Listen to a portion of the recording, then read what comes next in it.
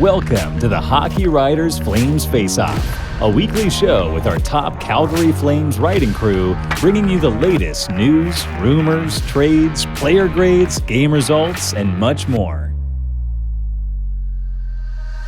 From training camp to the playoffs, from draft day to the trade deadline, our team covers everything that happens with the Flaming Sea. So get set, get focused. It's time for the Flames Faceoff. Flames Faceoff. Hello, everybody. My name is Paul Quinney, and this is the Flames Face-Off, brought to you by the Hockey Writers. Now, we're a weekly show, and to make sure you don't miss an episode, what you can do is subscribe to this YouTube channel. You could also follow us on Twitter and Facebook, and if you like what you see, by all means, click the like button on YouTube and Facebook, and be sure to share this program with your fellow Flames fans. And don't forget to check out some of the great hockey content that we have here at thehockeywriters.com. So with that, let's go and get going. I'd like to introduce the panel. We have none other than Mr. Brett Krauss. Brett, how are you doing? I'm doing well today, Paul. How are you doing? Good. And love to see that bright red Calgary Flames hat adorning your head there. Got to go with the retro style today, Yeah. And we have with us, as we did last week, Colin Newby, who's a writer with the Hockey Writers covering the Philadephia Flyers. But we thought it would be interesting to bring him on today for a couple of reasons. One, he's going to eat some humble pie over last night's loss, settle up some bets. I think it was $1,000 a piece you had on the line, Colin, something like that. You might not be getting that $1,000, but happy to be on the show. Thank you guys for having me again. Well, I don't know. I probably put us all in jail or some sort of legal jeopardy because I don't know that. Can we gamble on these Flames Face-Off shows? I don't know, but we're gonna find out. No, Greg's saying no. I'm saying no. Yeah. And there we have Mr. Greg Tysowski, not fresh in from the golf course. He may be recovered from his beer league hockey injuries, but I think it's too cold out there to golf now. Greg, have you put a... Yeah. I tried to make a tee time last weekend, but it was raining buckets all day long. So I knew that would be the last chance. So and now snow on the ground. It's really over. So I'm in withdrawal, but luckily I have this show as it's therapeutic to ease my sorrows. Man, you must be in pain if this is what you got. Yeah, well, look, let's get into it because there's really no pain this morning in Calgary. Calgary, they sit third overall in the league, and they sit atop the Western Conference with last night's win over the Flyers.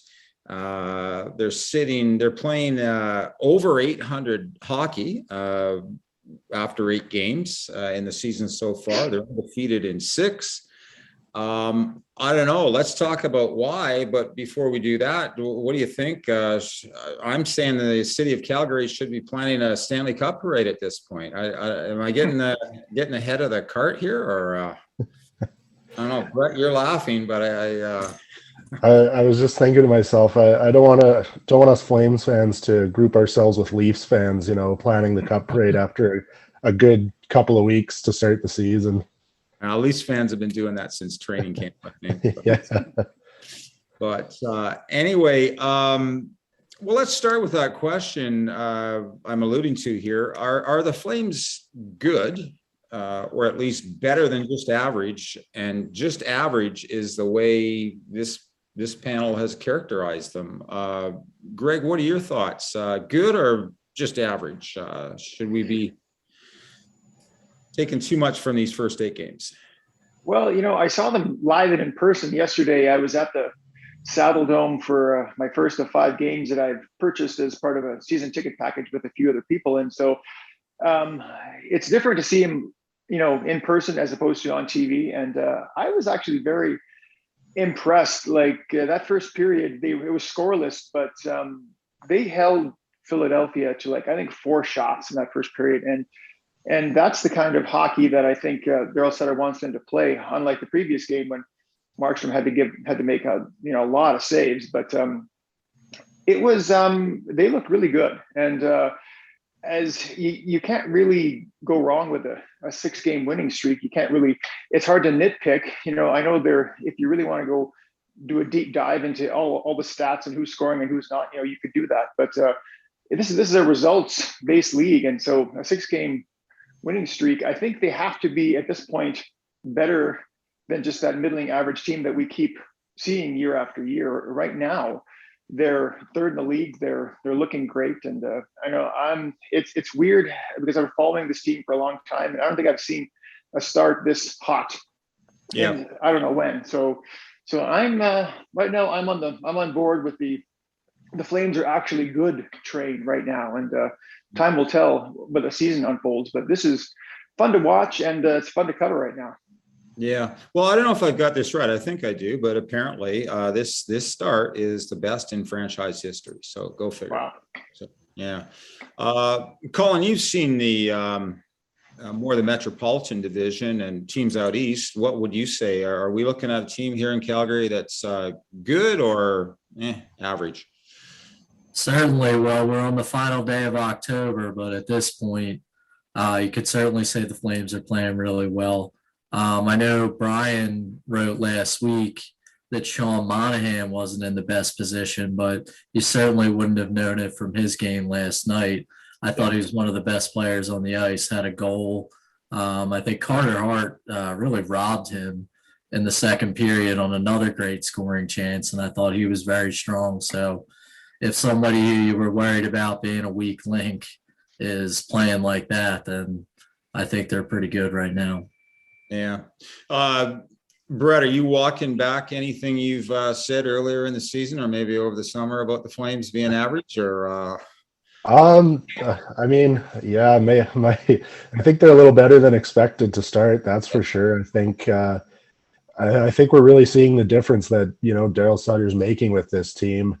I mean, they look so much better just watching the game. It's, and everybody talks about how, Daryl Sutter has these boring teams, but to me, maybe it's just the bias, but they don't look that boring. I mean, they have one of the most goals for in the league of any team right now. And so they're getting offense. They're getting it from, several different lines right now. And Sean Monahan finally gets on the board last night, which is a positive sign. So I think after a month of the season, that's when you can really start to say that I think this team is legit. And, I think they're on a roll. I think guys are really hot right now. And then, I don't think Mark's going to be getting a shutout 3 out of every 4 games for the rest of the season. But right now, everything's just clicking and they look really good. Well, hey, it's never boring when you're winning, right? But, yeah. Colin, I wanted actually, Brett mentioned something there about the so-called Sutter defensive style hockey being boring. I've called it boring. You wrote an article last week, I think it was, entitled, if I got it right, Flyers emphasizing hard to play against cliche. You called it a cliche. So last night we saw 2 teams here that apparently want to play that style of hockey. Hard to play against. I guess that means defensive hockey. But what did you see last night? What were you expecting when you saw 2 teams with ostensibly that same style of play clash? And were there any surprises for you? Yeah, well, you guys already touched on the fact that the Flames have been kind of a middling team over the past couple of years. I think the Flyers last year was very bad, but prior to that, they were pretty much a middling team. I think the harder to play against thing is a way that you want to say you want to get into the upper echelon and stop that middling bubble playoff team and jump into the future rounds of the playoffs. The Flames have one player who embodies that just about as well as anybody in the game. That's Matthew Kachuk. If you want to play armchair GM, kind of in the way that we talked on last week's episode about Johnny Gaudreau and potentially going to Philadelphia, I'll just ask, what do the Flames want for Matthew Kachuk?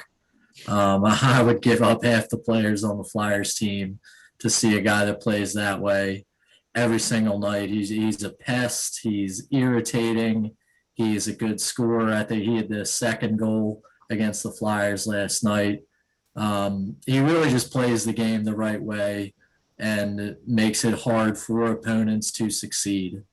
He had that one play, Ivan Provorov bodied him on a zone exit and got him on a pretty good shot. Matthew Kachuk did take a penalty there, but honestly, taking 2 minutes for roughing after something like that, in some cases, it's even a good thing. I grew up in the era where his father played the same style. He was a big guy, a little rough out there. His brother Brady seems to do the same thing. I really admire Matthew Kachuk's game. And you guys already touched on Monahan, but I think Lucic on that fourth line with him, he's not the same player he was in Boston years ago, but if you can get a solid fourth line effort out of him, I think he could be the hard to play against veteran. And just in a similar style. The Flyers are trying to do that with Derek Brassard, Nate Thompson, some of these guys that have been around the block that can still add a little bit in lesser roles. Also, another guy that clearly brings the hard to play against mantra is Blake Coleman. Just winning 2 Stanley Cups with Tampa. You saw his value out on the ice. In playoff situations, they added Tyler Pitlick, the former Flyer. He doesn't have the playoff acumen as Coleman, but I think those two in a third line, maybe second line role. But if they get the right usage as a tandem, I think they can be those pesky types of guys too that make it tough on their opponents. Yeah, look, far be it from me to take pot shots at Toronto Maple Leafs fans, but apparently they actually believe that it would make sense for Calgary to give up Kachuk for Mitch Marner. Not sure they've been adding in the water, the municipal water supply in Toronto, but anyway, I couldn't resist that when I heard you mention or ask what do the Flames want for Kachuk, but just switching gears, though, how about Mangiapane? Amazing what he's been doing in the last 10 games or so. I guess he's now nicknamed Mango. I hadn't heard that one before. I haven't heard that either. Yeah, no, I heard Bread Man. I heard that, which is a literal translation of his name, but I hadn't heard Mango before. No. Well, you heard it first here on the Flames Faceoff, Mango. So I wish I could remember where I heard that. But I guess he's in his last 4 games of last season and his opening 5-6 now this year. He's has 10 goals in his last 9 NHL outings. And if you add 7 goals in the 7 games for Team Canada, outside the playoffs, scoring god Braden Point, Mangiapane is probably the world's hottest goal scorer. He has been the hottest goal scorer over that span. And he's done it with minimal 5-on-5 minutes. Greg, you wrote an article about that this week, and you talked about how he's maximizing the minutes he is getting. A couple of questions. Why isn't he getting more 5-on-5? That's where I'd be putting him. And I don't know that I'd have him on the 4th line. What are your thoughts?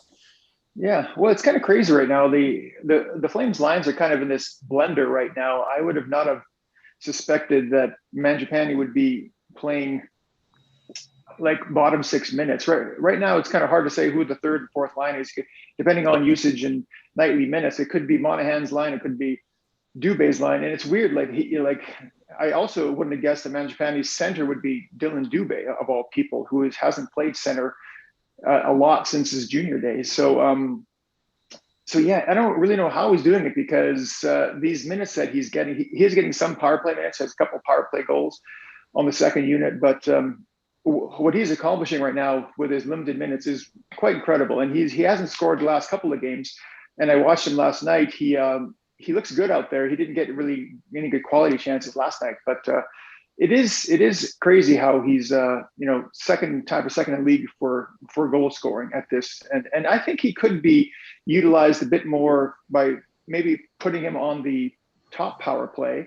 And I saw an article just the other day which kind of piqued my interest, and was saying, like, why not try 5 forwards on the top power play unit, including Mangiapane in that top 5, in PP unit number 1. So that's an interesting thing. But another thing which I thought they could utilize him more was, there was some chatter about a line that would feature Coleman and Backlund and Mangiapane as, like, those are probably your 3 best two-way players, and be kind of a best shutdown line with some real offensive upside.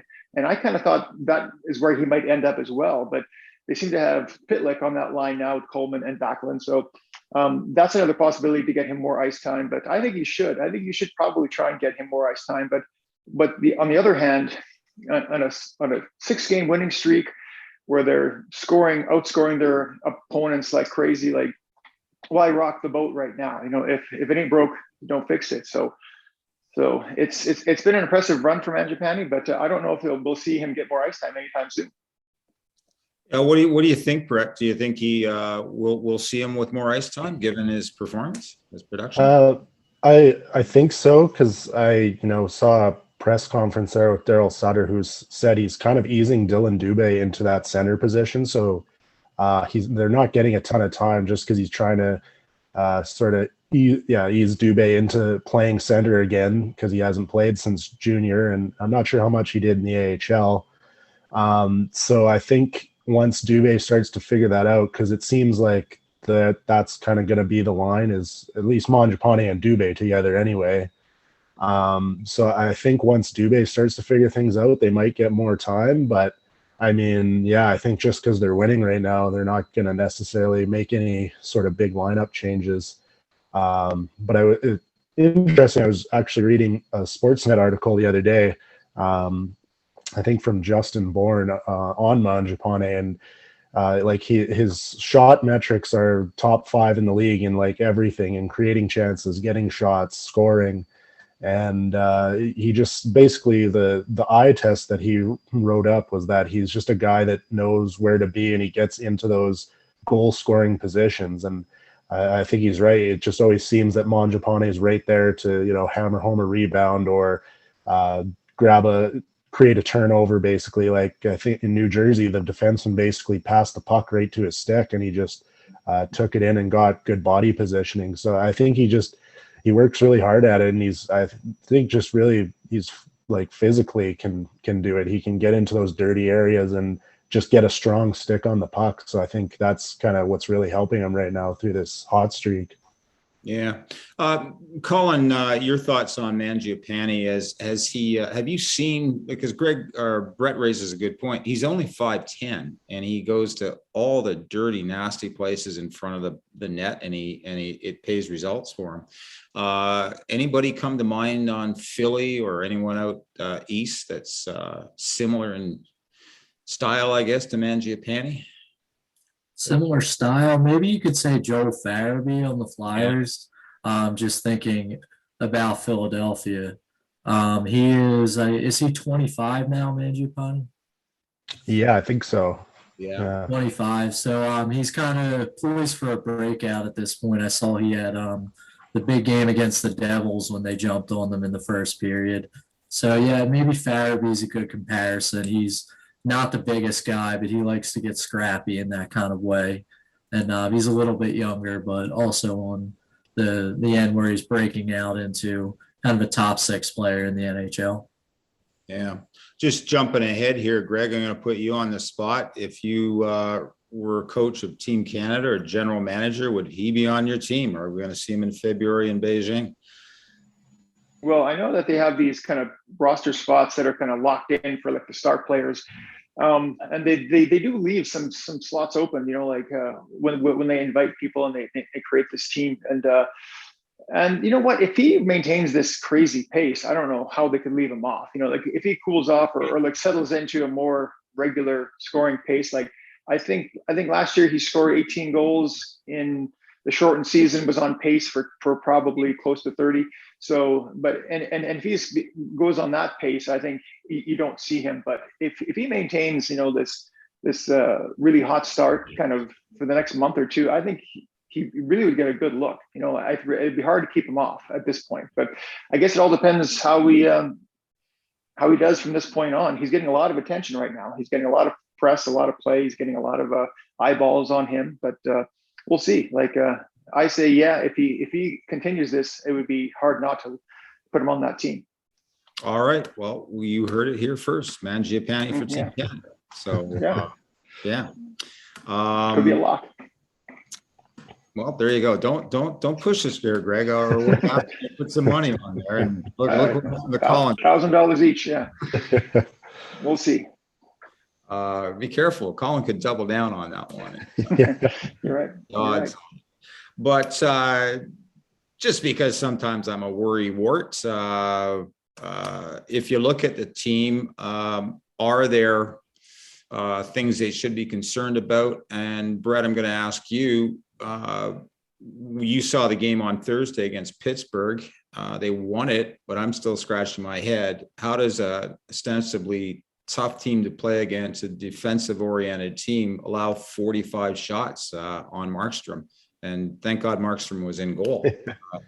You worried about that at all? Any thoughts on what may have happened there? Not yet. I think, Markstrom, it was a good time for Markstrom to be on a hot streak.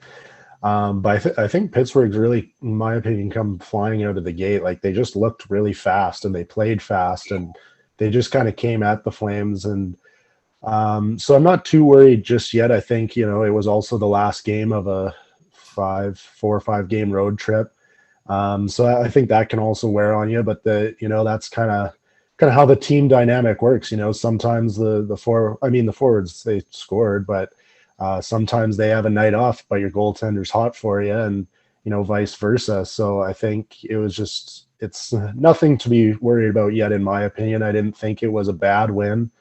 I think they looked all right. They capitalized on their chance. So I'm not too concerned just yet. I think they're, everyone's clicking still at the right time here. Yeah. Hey, Colin, I'm going to turn to you on this one. I know as a Philly boy, you can't even bring yourself to, utter the word Pittsburgh Penguins or the term Pittsburgh Penguins. But what do you think? Did the Flames just underestimate them? Because they were without, without Crosby, Letang, Malkin. What do you think explains that sort of lackluster effort, frankly, on Thursday, even though they won? Well, they were all without Jeff Carter also. Yeah. Probably one of their better scorers without Crosby and Malkin. I think you should just take a win, especially in October. You want to rack up points. As you guys said, the Flames are off to a hot start. And as I quickly mentioned last week, the Penguins, they can be a tough out without their stars in there. Mike Sullivan just coaches that way. Whoever they have on the ice, they seem to hang. So the fact that they got a victory, was it 4-0 in that game? Yeah. 4-0. Take it and leave it. Beat the Penguins like that. It's not a cheap victory. 2 recent Stanley Cups, they didn't happen by accident. So I think they should just take the 2 points on that one. Right. Yeah.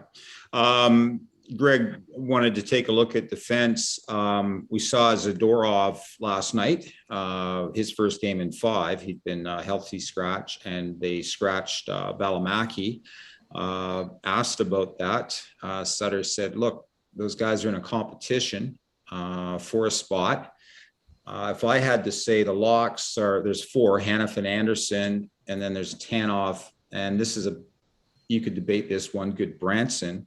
But the competition for the spots would be Zadorov, Valimaki, Stone, Shillington, and Kimball. Is the blue line questionable in your view? And who, at this point, 8 games into the season, I think you got to start making some decisions about who's got a spot on a full-time basis on the line. Any thoughts as to who should be there? And do you have any questions about the defense? Well, I would say that looking at the first 8 games of the season, I would probably move Shillington into the top 4 with Tanev, because like Shillington kind of bumped out Zadorov out of the lineup. And you notice that when Zadorov came back in, he didn't take Shillington's spot, he took Valimaki's spot. So that tells you a lot, I think, where Shillington is right now. And I think, the chemistry that Tanev and Shillington have now is good. And I think Shillington is playing, some of his best hockey, I think, as a Flame. He just had his 100th game as a Flame, which seems kind of crazy because he's been in the system for a long time, but he just can't seem to stick with the big club. He goes back and forth, AHL, NHL, AHL, NHL, back and forth. So now I think he's going to stick. So I would probably slide Shillington in there. And now it's just a matter of Zadorov, is he good enough, to be in this roster? Like Valimaki, I think, brings more to the team than Zadorov does. Last night at the game I was watching, during a scrum, one thing that Zadorov does bring, he's a big guy. He's huge. And I remember there was a bit of a scrum, and he actually grabbed 2 guys at once. He was kind of like holding 2 guys, and I've seen that happen a few times. I remember Dustin Bufflin used to do that, grab 2 guys. And Zadorov, who's capable, he's a big guy. And so if you want to have a guy like that on your roster for maybe you have a physical game coming up against another big team or something, maybe you slide him in. But I think should be, out of the lineup for most games. That's my opinion. And so I think you slide Shillington in that top 4. I think he's there for a while, I think. And the other spots are up for debate. Yeah. Brett, any surprise this season there would be a surprise. I know you have been with Anderson. He's playing top minutes now, over 23 minutes a game. And I think that puts him near the top of the league in terms of ice time for defensemen. Thoughts on him? Have you been surprised or were you expecting it? I was, one of the ones hoping for a bounce back season. Him and Giordano were not good together last year, and just Rasmus himself just didn't have a good season. And this year he looks so much better, and him and Hannafin right now are playing really well and in heavy minutes. I don't think they're not near the kind of the top of defense pairings in the league, I would say, but I think they're, right now they're holding their own, and they're playing against teams, elite players, night in and night out. And I think right now Rasmus Anderson sits atop the league in plus minus. So they're doing something right, obviously. So I think this is what the Flames really needed, I think, because with the loss of Giordano, and if Rasmus Anderson had got off to a bad start, it would have been real bad for this Flames defense. So I think Shillington cracking into the top 4 and Rasmus Anderson kind of finding his game again has been huge for this team's defense. Yeah. Colin, when we're looking at things the Flames need to improve on or maybe should be worried about, I would argue one of them would be goal scoring. I think they're too reliant on their top line for goals. I think they've got something like more than a third of the Flames goals. Do you think, though, that defensive-oriented teams like ostensibly Calgary can get by without a whole lot of scoring? What about compare them to Philadelphia? Are you guys a big scorer? Can you get by without with just defense alone in this league? I don't know about defense alone, but when the playoffs come around, I think that the teams that do play good defense are the teams that move on. Take a look at the Colorado Avalanche, the Edmonton Oilers. They're 2 of the top 5, if not better than that, the best offenses in the NHL, but they don't have the most playoff success in the NHL over the past couple of years. So if the Flames continue to get the goaltending that they're getting, then yes, a defensive-oriented team could work. That being said, you can't act like not scoring goals is going to win you games, because obviously it isn't. But at this point, they're getting enough scoring. Their power play is working very well, so they're capitalizing on opportunities. I think they're about 29% right now. I saw this morning. So they're scoring enough goals. And if you want to use that as a strength, then I think the Flames are in good shape, considering what we've seen in the playoffs the past couple of years and how these teams can compete very well when the games matter most. Yeah. I guess the concern I would have would be, if goaltending isn't spread around enough, and if you are relying on one line, teams are going to figure that out, especially in the playoffs, and they're just going to shut that goal scoring line down. So, I guess the point for a lot of Flames fans would be, let's get those numbers up with the other lines and so forth. But you hit on an interesting point, goaltending. Brett, I'll start with you on this one. Markstrom's been great. He's top 4 goaltender in the league now. He's stopped 126 of his 127 shots in his 6 games he's played. But we're only maybe an injury away from having a problem in goal. Any thoughts on that? How to deepen the net for them? Because there's only Vladar behind him. Yeah. I think I was just thinking about this the other day, that I think Sutter likes to ride as the main goaltender or a starter for, a lot of games, but I think they got to get Vladar into, maybe 25, 30 games this year, because I think that could really go a long way to, hopefully, knock on wood, nothing happens to Jacob Markstrom. But I've liked Vladar so far. I mean, he's let in a few goals each game, but so far I like what he's been able to do for the Flames. But they're going to need to get him in more, because, like you say, if something happens to Markstrom, he's the guy in line.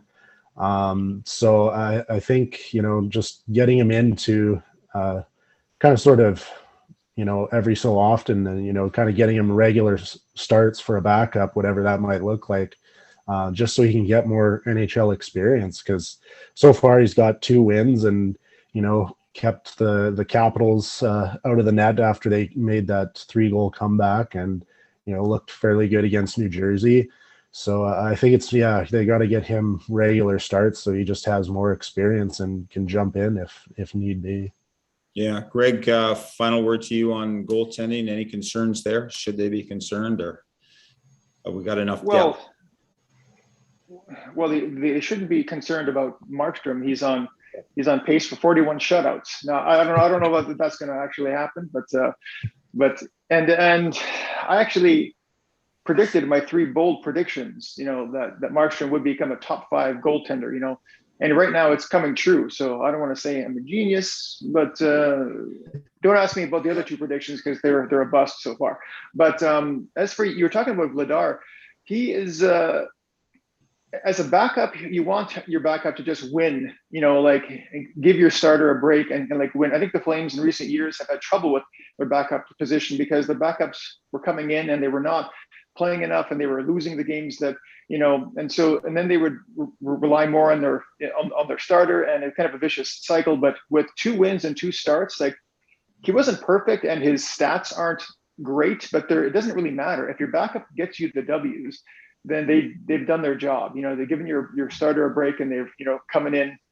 And 2-0 for Vladar is great. And I think Brett's right. I think they need to utilize him more than maybe they would have liked to. And I think Sutter has to kind of move away from his tradition of just riding his goalies so hard, his starting goalies, and put Vladar in for more than maybe we would have expected. Because so far he's shown he can handle it. Yeah. Well, okay, gentlemen, thank you very much. Unfortunately, we've run out of time, but as always, that was a great discussion. And thank you, everybody, for joining us this week. We'll be back with another edition of the Flames Face-Off next week. And in the meantime, to make sure you don't miss an edition, make sure that you subscribe to this YouTube channel and follow us on Twitter and Facebook. Give us a like on YouTube and Facebook, and be sure to share us with your fellow Flames fans. And don't forget to check out some of the great hockey content that we have here at thehockeywriters.com. So until next week, take care.